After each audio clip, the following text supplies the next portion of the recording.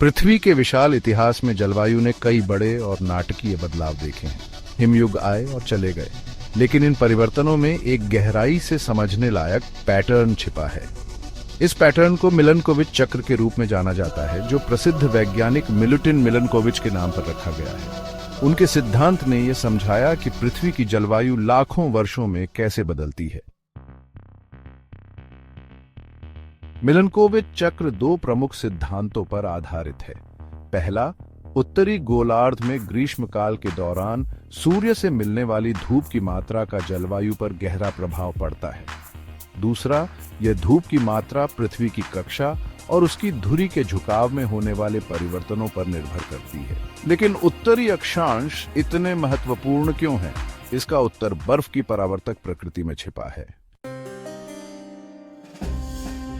जब सूर्य की किरणें बर्फीली सतह पर पड़ती हैं, तो अधिकतर ऊर्जा वापस अंतरिक्ष में परावर्तित हो जाती है, क्योंकि बर्फ सफेद होती है और ऊष्मा को अवशोषित नहीं करती। इससे सकारात्मक प्रतिक्रिया चक्र उत्पन्न होता है।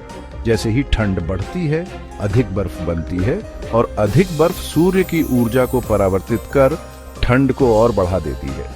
यही चक्र बर्फ को जलवायु के संतुलन में एक निर्णायक भूमिका प्रदान करता है। पृथ्वी के दोनों गोलार्धों में बड़ी मात्रा में बर्फ पाई जाती है, लेकिन उत्तरी गोलार्ध में बर्फ अधिक होती है और इसका मुख्य कारण भूमि का अधिक होना है। भूमि की ताप क्षमता जल की तुलना में कम होती है, यानी भूमि का तापमान जल की तुलना में जल्दी बदलता है। यही कारण है कि तटीय क्षेत्र जल के प्रभाव से अधिक संतुलित रहते हैं, जबकि भूमि पर बर्फ तेजी से जम जाती है। अगर उत्तरी और दक्षिणी गोलार्ध की तुलना करें तो एक महत्वपूर्ण अंतर नजर आता है। दक्षिण में बर्फ की चादरें सर्दियों में जरूर बढ़ती हैं, लेकिन उत्तरी गोलार्ध की तरह तेजी से नहीं। आर्कटिक क्षेत्र की भौगोलिक स्थिति इसे खास बनाती है। सर्दियों के दौरान आर्कटिक सर्कल के ऊपर की भूमि अंधकार में ढकी रहती है, जहां 24 घंटे तक सूरज नहीं दिखता। ऐसे में यहां अत्यधिक ठंड पड़ती है और बड़ी मात्रा में बर्फ जम जाती है। हालांकि सर्दियों में बर्फ का जमना एक सामान्य प्रक्रिया है। असली सवाल यह है कि गर्मियों में कितनी बर्फ पिघलती है, और यह सीधे तौर पर इस बात पर निर्भर करता है कि गर्मियों में सूर्य की किरणें कितनी तेज होती हैं। आप सोच सकते हैं कि यह प्रक्रिया स्थिर है, लेकिन ऐसा नहीं है। मिलनकोविच ने अपने अध्ययन में बताया कि लाखों वर्षों में ग्रीष्मकालीन सूर्य के प्रकाश में 15% तक का अंतर आ सकता है। यही छोटा सा परिवर्तन हिमयुग की शुरुआत और समाप्ति के लिए जिम्मेदार हो सकता है। इस तरह यह चक्र पृथ्वी की जलवायु के सबसे बड़े बदलावों का कारण बनता है। ग्रीष्म ऋतु में सूर्य की रोशनी की मात्रा में बदलाव के पीछे दो मुख्य कारण होते हैं: पृथ्वी और सूर्य के बीच की दूरी में बदलाव और पृथ्वी के झुकाव में परिवर्तन। पृथ्वी का अक्ष वर्तमान में 23.5 डिग्री झुका हुआ है, लेकिन यह झुकाव स्थिर नहीं रहता। समय के साथ अन्य खगोलीय पिंड जैसे सूर्य और अन्य ग्रह पृथ्वी के गुरुत्वाकर्षण पर प्रभाव डालते हैं, जिससे इसका झुकाव थोड़ा ऊपर नीचे होता रहता है। यह झुकाव लगभग हर 41,000 वर्षों के चक्र में बदलता है। जब पृथ्वी अधिक झुकी होती है, तो गर्मियों में अधिक सूर्य की रोशनी प्राप्त होती है।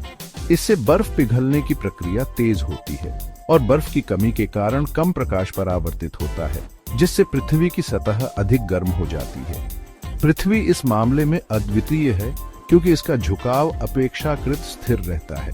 इसका मुख्य कारण है हमारा बड़ा चंद्रमा, जो पृथ्वी के झुकाव को स्थिर रखने में मदद करता है। इसके विपरीत मंगल ग्रह के छोटे चंद्रमा हैं, जो उसके झुकाव को स्थिर नहीं रख पाते, जिससे मंगल का झुकाव समय समय पर नाटकीय रूप से बदलता है। दूसरा बड़ा प्रभाव पृथ्वी और सूर्य के बीच की दूरी में बदलाव है। पृथ्वी की कक्षा पूरी तरह से गोलाकार नहीं, बल्कि दीर्घवृत्ताकार है। साल के दौरान पृथ्वी कभी सूर्य से सबसे दूर होती है, जिसे अपहेलियन कहते हैं, और कभी सबसे पास होती है, जिसे पेरिहेलियन कहा जाता है। अपहेलियन हर साल 4 जुलाई के आसपास होता है, जबकि पेरिहेलियन जनवरी में होता है। पृथ्वी की इस कक्षा पर बृहस्पति और शनि जैसे बड़े ग्रहों का प्रभाव पड़ता है। ये ग्रह पृथ्वी की कक्षा को थोड़ा बदलते हैं, जिससे वह कभी अधिक दीर्घवृत्ताकार हो जाती है और कभी अधिक गोलाकार। ये चक्र लगभग 1 लाख वर्षों में पूरा होता है। हालांकि ये परिवर्तन देखने में बहुत छोटे लगते हैं, लेकिन इनका पृथ्वी की जलवायु पर गहरा प्रभाव पड़ता है। इन दोनों प्रक्रियाओं का संयोजन मिलकर जलवायु परिवर्तन के दीर्घकालिक पैटर्न को संचालित करता है, और यही कारण है कि हिमयुग जैसे बड़े जलवायु परिवर्तन होते हैं। पृथ्वी जुलाई की तुलना में जनवरी में 6% अधिक सूर्य प्रकाश प्राप्त करती है। यह अंतर हमारी जलवायु और ऋतु परिवर्तन को गहराई से प्रभावित करता है। ऋतुएं इस वजह से बदलती हैं कि पृथ्वी की धुरी कभी सूर्य की ओर झुकती है और कभी उससे दूर। साथ ही सूर्य से दूरी में बदलाव भी इस प्रक्रिया को प्रभावित करता है। हालांकि यह बदलाव उत्तरी गोलार्ध में मौसमी प्रभावों को संतुलित करता है, लेकिन यह हमेशा ऐसा नहीं था। पृथ्वी की धुरी में एक और दिलचस्प बदलाव होता है, जिसे प्रीसेशन कहा जाता है। यह ठीक उसी प्रकार है जैसे एक लट्टू अपने अक्ष पर घूमता है। लगभग 13,000 साल पहले पृथ्वी की धुरी की दिशा उलट गई थी। उस समय जब पृथ्वी सूर्य के सबसे करीब होती थी, तब उत्तर में ग्रीष्म ऋतु होती थी। इसका परिणाम यह हुआ कि दूरी में बदलाव ने ऋतु संतुलन को प्रभावित करने के बजाय इसे और अधिक चरम बना दिया। इससे अधिक गर्मी हुई, जिससे अधिक बर्फ पिघली और परावर्तन कम हुआ, जिससे जलवायु समग्र रूप से गर्म हो गई। ग्रीष्म ऋतु में सूर्य की रोशनी की मात्रा 3 प्रमुख दीर्घकालिक चक्रों से नियंत्रित होती है। पृथ्वी के झुकाव में बदलाव, पृथ्वी की कक्षा का अधिक वृत्ताकार या दीर्घवृत्ताकार होना, सूर्य से पृथ्वी की दूरी का ऋतुओं के साथ मेल खाना। ये तीनों चक्र मिलकर पृथ्वी की जलवायु पर गहरा प्रभाव डालते हैं। वैज्ञानिकों ने बर्फ की परतों का अध्ययन कर पृथ्वी के जलवायु इतिहास को समझा है। हालांकि पृथ्वी की जलवायु कई जटिल कारकों से प्रभावित होती है, लेकिन मिलनकोविच चक्र पिछले सैकड़ों हजारों वर्षों से इसमें एक महत्वपूर्ण भूमिका निभाते आ रहे हैं। यदि आप खगोलीय घटनाओं और उनके प्रभावों पर और अधिक जानना चाहते हैं, तो हमारे चैनल को सब्सक्राइब करना न भूलें।